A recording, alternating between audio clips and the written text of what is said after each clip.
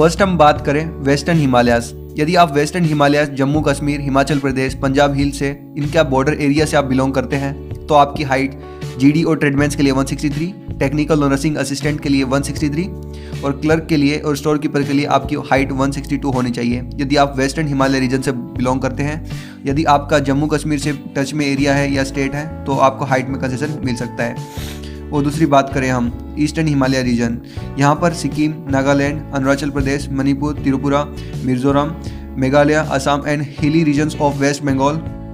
यहाँ से आप यदि बिलोंग करते हैं तो आपको जीडी या ट्रेडमैन्स के लिए 160 हाइट लगती है, टेक्निकल नर्सिंग असिस्टेंट के लिए 157 हाइट लगती है, क्लर्क स्टोर कीपर के लिए 160 हाइट लगती है आप सभी की। हम वेस्टर्न रीजन की बात करें जैसे कि Punjab, Haryana, Chandigarh, Delhi, Rajasthan and west, Uttar Pradesh, Meerut and Agra division, यदि इस एरिया से आप बिलोंग करते हैं तो आपकी हाइट जीडी के लिए और ट्रेडमैन्स के लिए 170 होनी चाहिए और टेक्निकल और नर्सिंग असिस्टेंट के लिए 170 सेंटीमीटर होनी चाहिए, क्लर्क और स्टोर कीपर के लिए 162 सेंटीमीटर आप सभी की हाइट होनी चाहिए। यदि आपकी हाइट 162 से अबव है तो आप अप्लाई कर सकते हो। और सेकंड हम बात करें ईस्टर्न प्लेन रीजन, जो कि eastern Uttar Pradesh, Bihar, West Bengal, Jharkhand and Odisha,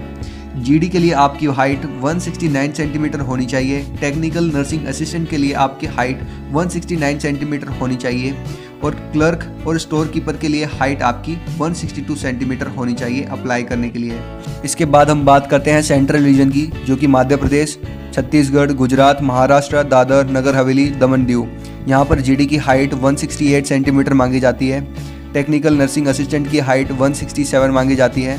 clerk store keeper की हाइट 162 सेंटीमीटर मांगी जाती है अप्लाई करने के लिए। बात करते हैं सॉर्दर्न रीजन की, आंध्र प्रदेश, कर्नाटक, तमिलनाडु, केरला, गोवा, पौंडीचेरी, यहाँ पर जीडी की और ट्रेडमैन्स की हाइट 166 सेंटीमीटर मांगी जाती है, टेक्निकल नर्सिंग असिस्टेंट की हाइट 165 सेंटीमीटर मांगी जाती है, क्लर्क और स्टोर कीपर की हाइट 162 सेंटीमीटर मांगी जाती है अप्लाई करने के लिए।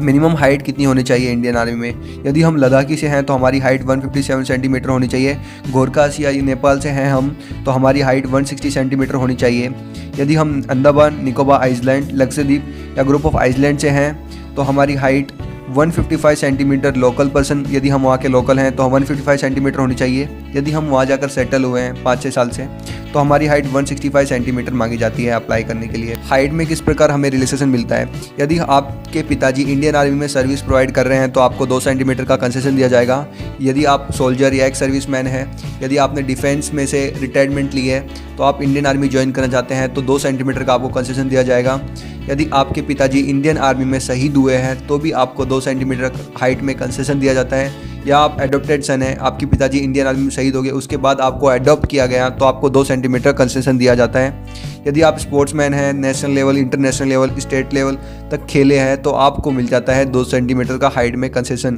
पर आपको वहाँ पर सर्टिफिकेट्स लेके जाने पड़ते हैं इंडियन आर्मी के रैली में और वहाँ पर आपको एक बार रीचेक कराने होते हैं सारे डॉक्यूमेंट्स, जो आपके या एक सर्विसमैन के जो भी डॉक्यूमेंट्स है सब चेक कराने पड़ते हैं तो ही आपको हाइट में कंसेशन दिया जाता है, वरना आप डॉक्यूमेंट्स लेके जाओगे नहीं तो आपको बिल्कुल ही कंसेशन दिया नहीं जाता हाइट में।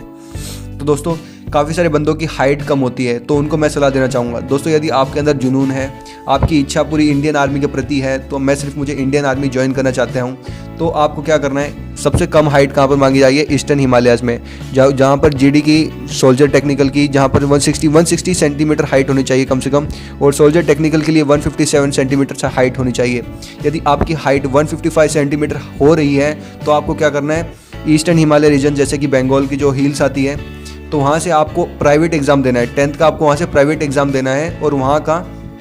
प्राइवेट एग्ज़ाम देने के बाद 1 साल का पूरा ये प्रोसेस होगा, पर आप तब तक तैयारी हो जाएगी। 1 साल का वहाँ पर आप प्राइवेट दे दें, उसके बाद वहाँ से आप डोमिसाइल सर्टिफिकेट बना लें तो आपके पास पूरे पेपर हो जाएंगे, वहाँ के डोमिसाइल सर्टिफिकेट हो गई और आपके स्टेट 10th की पासिंग सर्टिफिकेट हो गए तो वहाँ से आप अप्लाई कर सकते हो। दोस्तों आशा करता हूँ कि आपको हमारा वीडियो पसंद आएगा। Thank you for watching our video.